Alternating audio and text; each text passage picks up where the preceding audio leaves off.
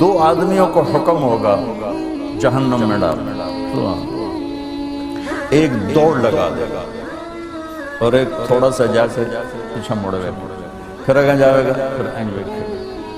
تو اللہ تعالیٰ فرمائیں گے ان دونوں کو بلاؤ، دونوں آ جائیں گے۔ تو اللہ کہیں گے ہمیں تو دوڑ کیوں لاتا نہیں پتا گوا کھلوتی کیوں دوڑے ہیں؟ تو کہے گا یا اللہ ساری زندگی تیری کوئی نہیں مانی، میں نے سوچا آج ہی مان لوں شاید تو مہربان ہو۔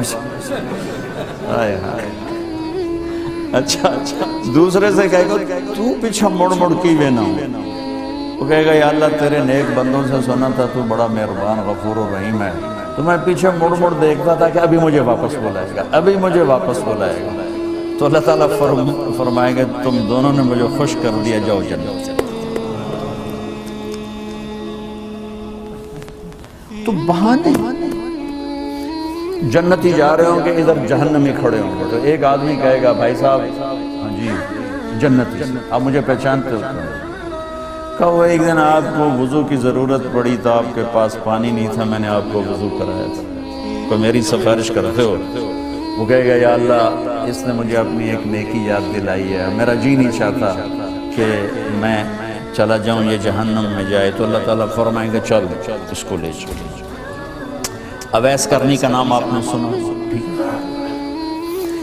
ان کے بارے میں اللہ کے نبی نے فرمایا حضرت عمر سے، اویس عمر تیرے دور میں ایک شخص آئے گا مدینے سے، اس کا نام ہوگا اویس بن عامر، قبیلہ ہوگا مراد، اور اس کی شاخ ہوگی قرن، جس کو ہم کہتے ہیں اویس کرنی، اس کی شاخ ہوگی قرن، رنگ کا ہوگا کالا، قد ہوگا درمیانہ، اور ایک سفید نشان اس کے جسم پر ہوگا۔ جب وہ آئے تو تم نے اور علی نے دونوں نے اس سے دعا کروانا۔ میرے رب کی قسم علی اور عمر کو اویس کی دعا کی حاجت کوئی نہیں تھی، ایک پیغام امت کو دینا تھا، ایک پیغام دینا تھا، جس لیے یہ اس سے دعا کروانی اس لیے کہ اویس نے ماں کی خدمت کر کے اللہ کو اتنا خوش کر دیا ہے، وہ جب ہاتھ اٹھاتا اللہ اس کے ہاتھ خالی نہیں رکھتا۔ یہ ماں کا مقام ہائی لائٹ کرنے کا۔ 3 سال پہلے میں اویس کرنی کے گاؤں گیا جہاں وہ پیدا ہوئے، ان کے خاندان سے ملا، ان کے لوگوں سے ملا۔ کالے پہاڑ ہیں، اس میں چھوٹی سی بستی ہے جس میں وہ پیدا ہوئے تھے، اب بھی وہاں کرنی لوگ ہیں۔ عمر رضی اللہ عنہ کا دور آیا، ہر سال حج کرتے تھے، اویس اویس اویس نہیں ملا۔ ایک سال سارے حاجی لائن حاضر کر دی، کھڑے ہو جاؤ، آوائی سب بیٹھ جاؤ، یمن والے کھڑے رہو، بہت سارے لوگ کھڑے رہو، سارے بیٹھ جاؤ، مراد والے کھڑے رہو، تھوڑے سے رہ گئے، سارے بیٹھ جاؤ، کرن والے کھڑے رہو۔ تو ایک آدمی بچا، صرف ایک۔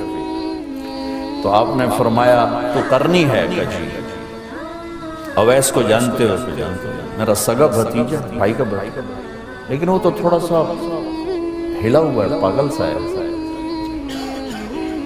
آپ کیوں پوچھ رہے ہیں؟ حضرت عمر رونے لگے کہ وہ نہیں، تو پاگل ہے، ادھر ہے، حج پہ آیا کہ جی آیا ہے، کدھر ہے؟ کہ جی وہ چلے گئے اونٹ چرانے نکل گیا عرفات کی طرف۔ تو آپ نے حضرت علی کو ساتھ لیا اور عرفات کی دوڑ لگا دی۔ وہاں دیکھا تو اویس درخت کے نیچے نماز پڑھ رہے تھے، یہ دونوں جا کے بیٹھ گئے، انہوں نے محسوس کیا 2 آدمی ہیں، تو انہوں نے نماز چھوٹی کر کے سلام کیا۔ حضرت عمر نے پوچھا کون ہو میرے دوست؟ کہا جی مزدور ہوں۔ کہا تیرا نام کیا ہے؟ کہا جی اللہ کا بندہ۔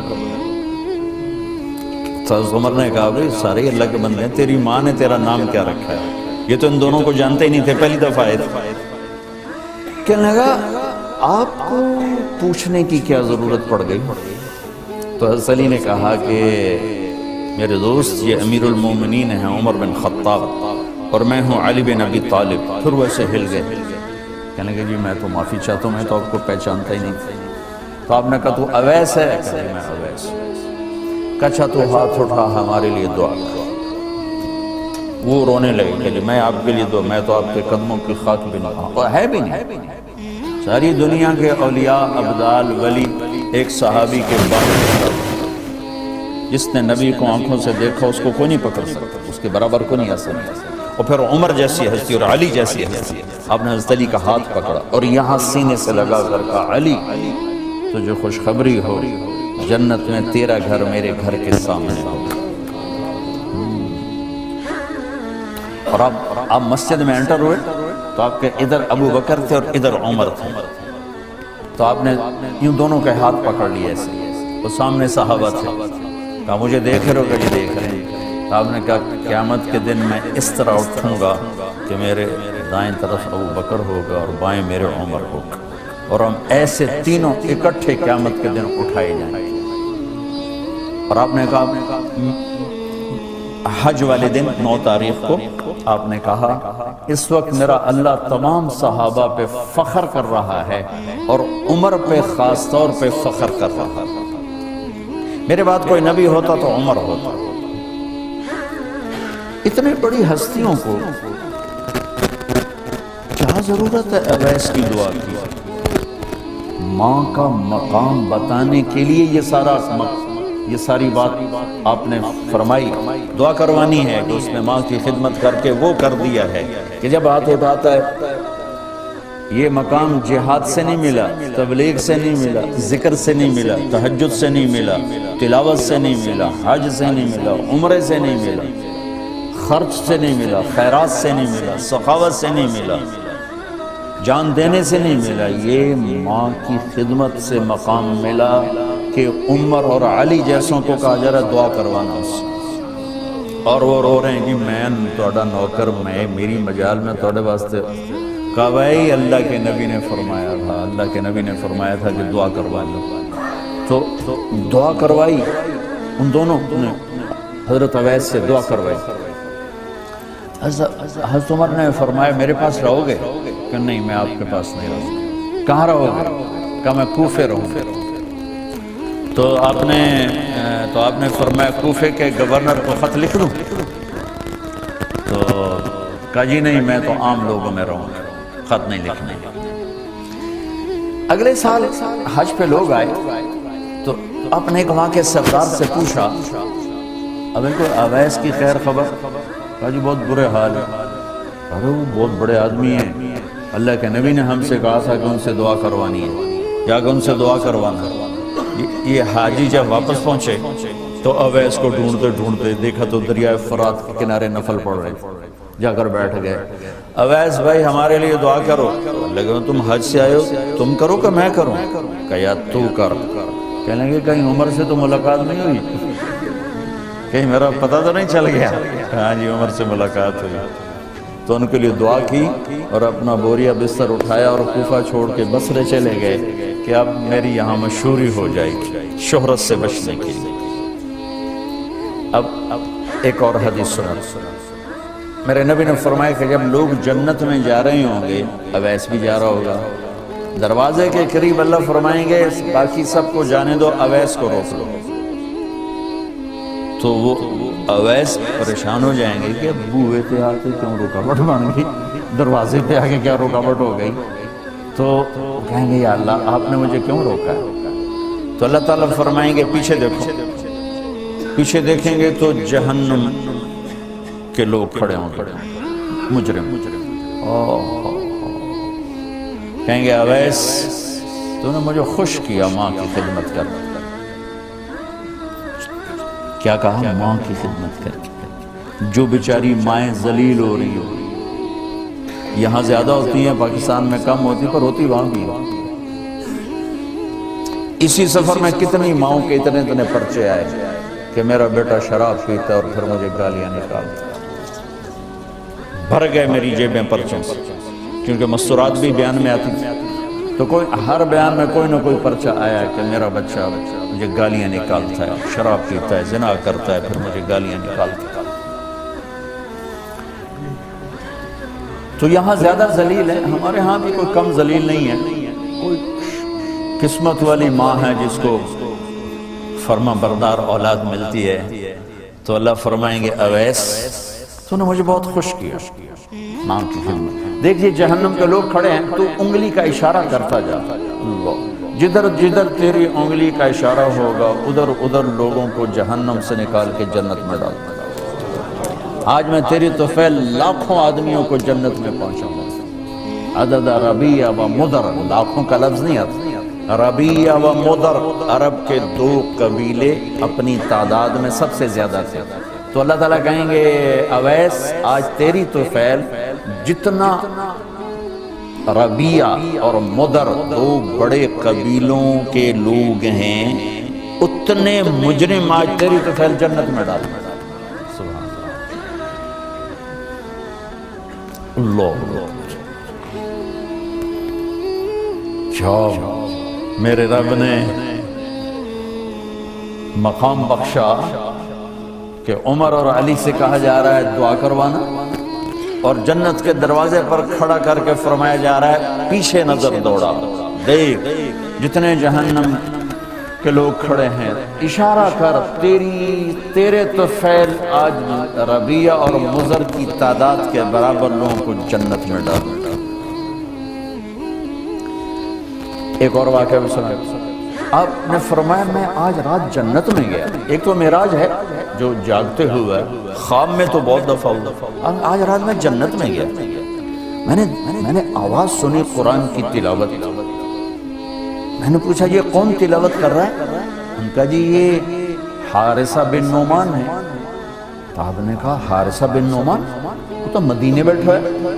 دیکھو آپ کو سنانے کے لیے مائک لگا ہوا ہے اوپر، تھوڑے سے لوگ آپ، اور حارثہ کی آواز جنت میں جا رہی ہے اور وہ مدینے بیٹھے ہوئے ہیں، 7 آسمان پار کر کے آواز جا رہی ہے۔ کیسے پوری جنت میں اس کی آواز کیوں آ رہی ہے؟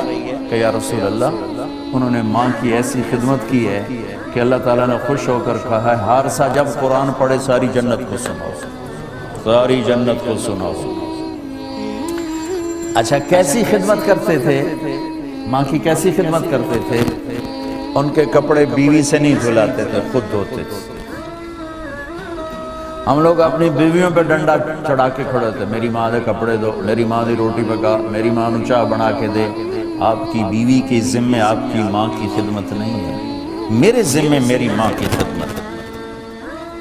میری بیوی کے ذمے میرے باپ کی خدمت نہیں ہے، میری ماں کی خدمت نہیں ہے، میری بہن بھائیوں کی خدمت نہیں ہے، لیکن یہ بر صغیر کے معاشرے کا ظلم ہے کہ آنے والی بچی ٹکڑے ٹکڑے ہو جاتی، پس کے رہ جاتی، اور ایک ظلم و ستم کی چکی میں وہ قیمہ بن جاتی۔ ساس کا ظلم، سسر کا ظلم، خامد کی بہنوں کا ظلم، بھائیوں کا ظلم، تانے بولیاں، اس بیچاری نے بچے کیا پالنے ہیں، وہ تو روتے روتے زندگی گزار دیتا۔ میرے ذمہ ہے ماں کی خدمت، میری بیوی کے ذمہ نہیں ہے۔ پوچھو مفتیوں سے ماں کے لیے کیا کرتے تھے؟ سالن خود بناتے تھے، آٹا گوندتے تھے، روٹی پکاتے تھے، پھر تھالی میں پلیٹ میں رکھ کر ماں کو سامنے بٹھا کر خود کھلاتے بھی خود تھے، اور ماں کو تیل لگاتے، کنگھی کرتے، جوئیں نکالتے۔ اور کبھی اماں کوئی کام کہہ دیتی اور سمجھ میں نہیں آیا تو یہ نہیں کہتے تھے ماں جی کیا جائے، اپنی بیوی کو باہر بلا کر کہتے ماں جی نے کیا کہا ہے مجھے سمجھ میں نہیں آیا۔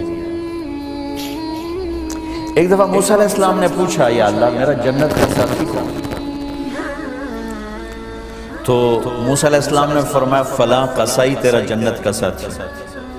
تو موسیٰ علیہ السلام تھوڑا سوچ میں پڑ گئے کہ قصائی سے موسیٰ جوڑ کے میں بیٹھ فلاں مجاہد، فلاں عالم، فلاں ولی اللہ وہ تیرا جنت کا ساتھی، قصائی تیرا ساتھی۔ تو موسیٰ علیہ السلام نے پتہ پوچھا اور پہنچ گئے۔ تو وہ گوشت کی دکانوں میں ایک دکان اس کے بیچ میں بٹھا چوکڑی مار کے تھا اپنا بیچی جاندہ تھے، ٹکی جاندہ ہے۔ کوئی موسیٰ علیہ السلام کو اسپیشل چیز نظر نہیں آئی۔ جب شام کو وہ چلنے لگا، جب وہ اس کا گوشت ختم ہو گیا تو اس نے ایک ٹوٹا تھیلے میں ڈالا اور چل پڑا، موسیٰ علیہ السلام بھی ساتھ چل پڑا۔ وہ گھر پہنچا تو موسیٰ علیہ السلام نے کہا میں آ جاؤں؟ کہا آ جاؤ۔ اس نے وہاں جا کے کیا کیا، بوٹیاں بنا کے ہانڈی چڑھا دی، پھر آٹا نکال کے گوندھا، اس کو نرم ہونے رکھنا، سالن تیار کیا، پھر روٹی تیار کیا، ٹرے میں رکھا، ایک عورت اس طرح پڑی، اس کو جا کے ہلایا، ماں جی، آنکھ کھولی، ایک ہاتھ سے اٹھایا، سہارا دیا، دوسرے ہاتھ سے نوالے بنا بنا کے کھلاتا رہا، کھلاتا رہا، کھلاتا رہا۔ تو اس نے یوں سر ہلایا کہ مطلب میری بس، تو اس نے منہ صاف کیا اور اس کو سہارا دے کے لٹانے لگا، تو کچھ بڑبڑائی، موسیٰ علیہ السلام ذرا فاصلے پر تھے، سن نہیں سکے کیا کہا۔ موسیٰ علیہ السلام نے فرمایا میرے بھائی یہ کون ہے؟ کہا جی میری ماں ہے، اور میں جب صبح جاتا ہوں نا کام پر تو اس کے سارے خدمت کر کے روٹی پانی کھلا پلا پھر میں جاتا ہوں، پھر جب شام کو واپس آتا ہوں تو پہلے میں اس کی یہ خدمت کرتا ہوں۔ بیوی سے نہیں کہا، خود کیا۔ ہم اپنی بیویوں کو کتنا ذلیل کرتے ہیں، اور 99% جو ساس ہے وہ نیگیٹو ہے اور ظالم ہے، 99% ساس نیگیٹو ہے اور ظالم ہے۔ اور ہمارے بچوں کو ہوش نہیں کہ میری ماں ہے، میری ماں ہے۔ ماں کی وجہ سے بیوی کو تباہ نہ کرو، اور بیوی کی وجہ سے ماں کو تباہ نہ کرو، اس میں بیلنس کرو۔ بیوی کے عشق میں ماں باپ ذلیل نہ ہو، اور ماں باپ کے عدم میں بیوی ذلیل نہ ہو۔ یہ دونوں نوحے میں سن رہا ہوں، اس لیے بول رہا ہوں، دکھ سے بول رہا ہوں۔ کہا جی میں شام کو پھر اس کی خدمت کرتا ہوں، اب بچوں کو بعد میں دیکھتا ہوں۔ کہا اچھا یہ بتا یہ کیا کہہ رہی تھی؟ لٹا رہے تھے۔ کہنے لگا جی بس ماں جو ہوئی جب بھی خدمت کرتا ہوں تو کہتی اللہ تجھے جنت میں موسیٰ کا ساتھی بنا۔ میں تو جی کمی کسائی تے و موسیٰ کلیم میرا رکھی جوڑ ہے۔ میں کہا پترا تیرا جوڑ بنا چھڑے تیرے ماں۔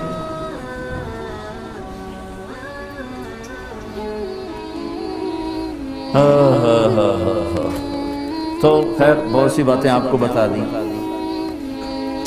جی میں آئے تو کر لینا۔ ماں باپ زندہ ہیں دعا لو، فوت ہو گئے ان کی قبروں پہ جایا کرو، وہاں بیٹھ کے قرآن پڑھا کرو۔ جو بچہ پڑھے گا وہ اتنا طاقتور ہو کے ماں باپ کو لگے گا اگر وہ فوت ہو چکے ہیں۔ کہ ہمارے ہاں تو قرآن بھی مل جاتا ہے نا، جو مدرسوں میں چلے جاؤ جی قرآن دے بھائی، لو جی 100 قرآن لے جاؤ، لو جی 50 قرآن لے جاؤ۔ اتنی حماقت ہے، مولوی صاحب ذرا چھوڑا نو گل دے جی ماں جی واسطے قرآن پڑھانا، چھوڑا دی ماں تو نہیں مری، میری ماں مری۔ ہمارے ایک رشتہ داروں کے نا وہ تھا ختم، والدہ فوت ہو گئی تو میں بھی گیا ہوا تھا، تو بچے باہر بیٹھے سگریٹ پی رہے، اور مدرسے کے بچے بلائے ہوئے تھے کمرے میں قرآن پڑھنے کے لیے۔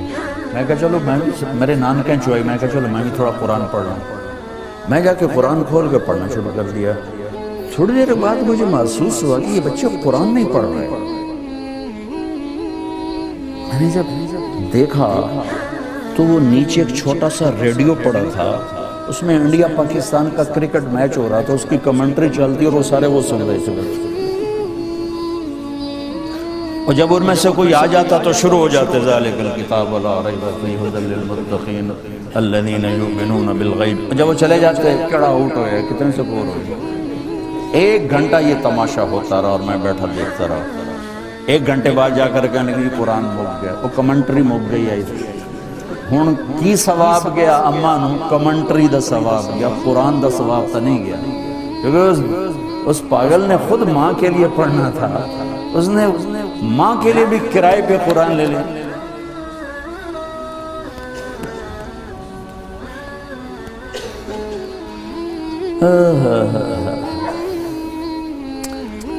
زندہ ہیں دعا لو، مر گئے ان کے لیے ان کی قبر پہ نہیں جا سکتے ہو، یہاں کی زندگی بہت تیز ہے، کبھی تو جایا کرو، کسی ویکنڈ پہ چلے جایا کرو، کسی اتوار پہ چلے جایا کرو، کسی ہفتے کو چلے جایا کرو، مہینے بعد 2 مہینے بعد، سال میں 1 دفعہ سے، کہ یہ ان کا حق ہے، ان کا حق ہے۔ اور ابن القیم رحمۃ اللہ علیہ نے ایک واقعہ لکھا ہے کہ عبداللہ بن مطرف رحمۃ اللہ علیہ نے خواب دیکھا کہ قبریں پھٹیں اور لوگ نکلے اور کوئی چیز ایسے اٹھا رہے، ایسے اٹھا رہے، ایسے اٹھا رہے۔ ایک آدمی نکلا اور جا کر ایک درخت سے ٹیک لگا کے بیٹھ گیا. یہ اس کے پاس جا کر کہتے ہیں بھئی آپ کون لوگ؟ وہ کہتے ہیں ہم ایمان والے ہیں. کہ یہ کیا ہو رہا ہے؟ کہ جو رشتہ دار ثواب بھیجتے ہیں یہ وہ اکٹھا کر رہے ہیں.